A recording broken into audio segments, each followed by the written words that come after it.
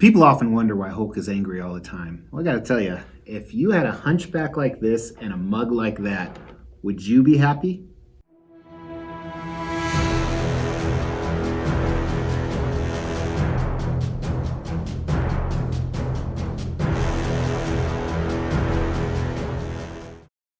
Welcome to the Extreme Channel. My name is Mr. X, and today I'm reviewing an extremely old piece. I have no idea how old, but I would guess more than 4 years, probably less than 12, from Sideshow Collectibles. This is their premium format Gray Hulk exclusive. So let me break that all down for you. This is by Sideshow Collectibles, the world's largest manufacturer and distributor of statues. As I said, they made this a while ago. This is a 1/4 scale, supposedly, we'll talk about that, Gray Hulk statue. Now, if you've been watching the channel lately, you know that I've been reviewing a ton of Hulk pieces. And recently, I did this piece right here. Obviously, it's a Gray Hulk as well. Very similar portrait based off the same artist. And soon, I'm going to launch a video where we actually compare and contrast those two statues. It's called an Extreme Rumble or an Extrumble. But before we did that, I wanted to do a detailed review on this guy because I never have, despite the fact that I've owned him for quite a few years. Honestly, there's so many similarities between these two pieces, but there's also a lot of differences, and I love them both for very different reasons. So today we're going to focus on this guy in an extreme review. We're going to talk about the paint, the sculpt, and for an older piece from Sideshow Collectibles, I think it's done really well. It's extremely popular. That's pretty obvious because they originally made a green version, and then a gray version, and then a red version, General Ross or Rolk. I think the edition size, or how many they made between all the variants together, is like 6,000 or 7,000. They made an outrageous number of these, which is a little bit nice because you can still get them at affordable prices, and we'll talk about that in value. But first thing we're going to talk about is the concept of this piece. Now, as always, it's kind of hard to do a concept with Hulk because, yeah, you're going to make him strong, you're going to make him muscly, you're going to do a little something with the base. And with this, it wasn't entirely creative, but then again, it never really is with Hulk. What I like about the base is you have a natural rock base, and there's some other stuff on it. So he just destroyed, it almost looks like part of a submarine, which obviously isn't. Maybe it's part of a tank or something else he destroyed. I think it just points out to the fact that whatever Hulk's around, he destroys, he smashes. And this guy is lumbering. That's what I call it. I've been accused of that's how I walk. I lumber through the woods. He's doing the same thing. It's very classic of the original Hulk because that's what he did a lot. He just walked around. He hated people. He wanted to be alone. And you kind of feel that with this. Or maybe he's making a joke at somebody because as you move up, he's like, can I get some? He's doing a little bit of that there. And he looks pissed as he always does. That's why he's the Hulk. He turns into the Hulk when he's angry.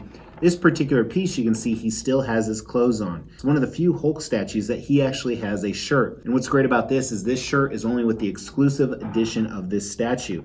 But as you move towards the top, you see him in that classic Jack Kirby style portrait. Jack Kirby was a Marvel artist who did a lot of work specifically with Hulk, and you can see that style right here. And as I've talked about before in other reviews, it's very caveman-like, which was the original essence of Hulk before he got all modernized. So I like it, and I like the fact that granted they did the red and the green one very similar to this, but to me the gray is the original.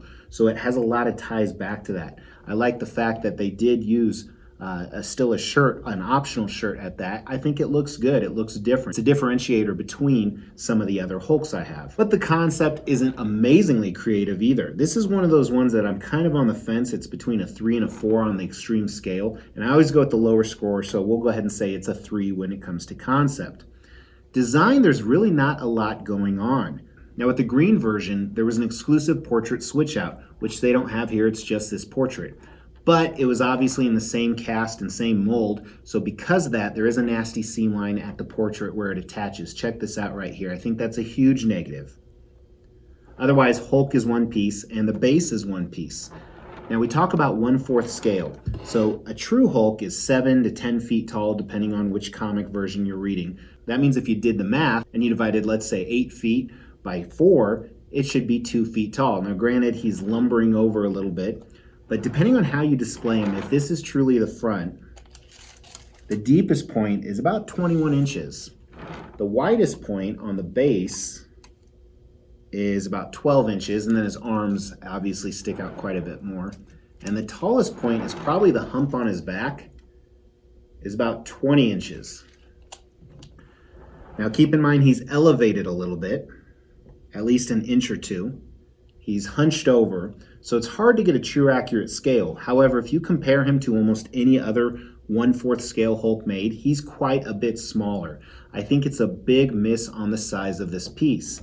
Now, a lot of people could argue they scaled it down purposefully, not only to save costs, but also to save space for collectors. But I don't think you should label it as a premium format, which is Sideshow's fancy words of saying 1/4 scale. So I think that's a miss. The clothing is mixed media. Usually with statues, I don't like fabric like this. I want it all sculpted, but it does really well here too. And it's quite a bit dirty, and I don't know if that's over time, because I did even buy this secondhand quite a few years ago, or if it was actually intentional, but I like the fact that it's dirty. It kind of tells that story. So really with design, you have the seam line, you have what I think is underscaled, but I don't think it's horrible, so I'm gonna give that a 3 out of 5 as well. So let's check out the paint and sculpt of this guy. And again, for an older piece, I think it's done pretty well. I have to consider that nowadays there's some more techniques, and not only that, but the bar is raised. So nowadays I kind of have a higher expectation of statues, but this one is still classically done well. Check it out. So one of the things you're gonna find out is the Hulk is way better than the base. I think the base is a mess. There's a lot of different stuff going on here, and it's not just, I don't think it's too cluttered, even though it kind of is. And I know I just contradicted myself, but I think the sculpt's a little bit messy, and the paint application really adds to that. You see here, it almost looks like you can't tell if this is dirt, if this is concrete, and I don't know the effect they were going for. And then you look at the side over here, it looks a little plasticky. Not really a great looking base, or even right here, the sculpt where this piece is kind of melded into the ground. I don't know if they were trying to go for a mud effect. If so, then they completely missed on the paint, in my opinion. Same with whatever this is, whether it's a vehicle he destroyed or this cable. Kind of just all melds together, and not in a good way. I do appreciate where they placed everything, like he's smashing it as he walked through. Maybe it was his footprints left behind. This almost looks like metal right here. So it's like, I almost feel like whoever designed the base and then approved the paint application and the sculpt was just, yeah, that'll do. Now with Hulk, with few exceptions, I think they did a really nice job. One exception is right down here by his toes. I don't like how it's not differentiated. You see almost polystone in the middle of it. But if you look at the paint app, it looks nice. There is a little bit of shadowing. I think there should have been more. His veins have a slightly different color. Even like on his toenails. And granted, a lot of it's covered up by this mixed media, which is decent. It is very thin, so it feels kind of cheap, but it looks okay for the statue. So obviously looks are more important. The rips look natural as well, because most time if you've ever ripped clothing before, that's kind of how it rips. It's not in tatters. But I like this, on the sculpt on him, I think they did a great job with the classic original Hulk anatomy. It's over-exemplified in some areas, like his feet are huge, a lot bigger than his portrait or his hands, but the muscles look great. Veins a little bit too much out, but I do like how it shows that strength. Here you see some of the tatter on the front of his jeans. Very bulky, very strong, really gives you that archaic caveman look. And then the portrait, they added some purple in here. You can see that. Almost some purple shadowing, but I think they did a really nice job on his portrait. The hair looks great. And then that classic Kirby style. The paint around the teeth is fantastic. The eyes, really digging this portrait. I think it's the best part of the statue. And the body is still done very well. I really wish it didn't have that seam. Especially you see a little bit of color variation. You can tell a different person painted the portrait than they did the body. So definitely some misses, but definitely a lot of good stuff, especially for an older statue. The base and the, a custom base for this would be fantastic. So when it comes to Hulk himself, I really like the paint. I think they could have done a little bit more shadowing, but it's a 3 out of 5. It's done very well, almost a 4 out of 5. And granted, a lot of him is covered up. The base is a little messy, but the sculpt is even messier on the base. It doesn't look like he just destroyed stuff. It looks like a lot of stuff isn't defined as well. But I do like the sculpt on Hulk. They did a really nice job with the anatomy and proportions. The veins running through him. I really like the portrait. I would almost grade Hulk a 4 out of 5 on the sculpt, but the base 2 out of 5. So again, it's another 3 out of 5 score on this. And keep in mind on this channel, 3 out of 5 is very good. Why is it very good? Well, when you pay over $500, this particular piece retailed at $550, you expect it to be very good. So let's talk about that. Let's talk about the value on it. Original retail price was $550. I got it under retail. I got it for about $450 shipped quite a few years ago, which is great.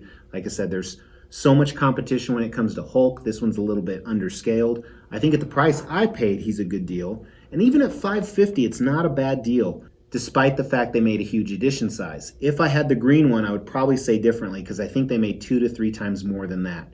But the gray one, I think the edition size of 1,500, 500 of the exclusive, 1,000 of the collector's edition, again, didn't have the orange shirt, and 500 of this exclusive at $550 is not bad at all. And I hate to do it, but once again, I give that a 3 out of 5 on the value of this piece.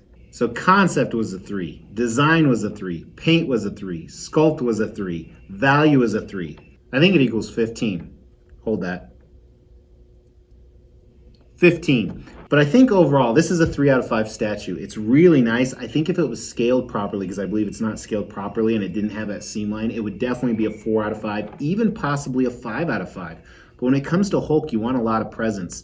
And realistically, if I put other premium formats next to him, like the Spider-Man pieces behind him, they're actually just as big as him, and that's not how it should be with the Hulk. So I think that's the big miss on this piece, despite the fact it's really nice in a lot of other areas. Now, is this better than the other piece? We're going to compare and contrast and see which one is better for me in the collection, if I should keep both, or which one you would prefer. So make sure to stay tuned to that. So if you haven't, make sure to hit that Mr. X logo to subscribe. Check out some of these other Sideshow videos. Otherwise, I'll talk to you tomorrow because we drop daily content. So you see me every day, baby.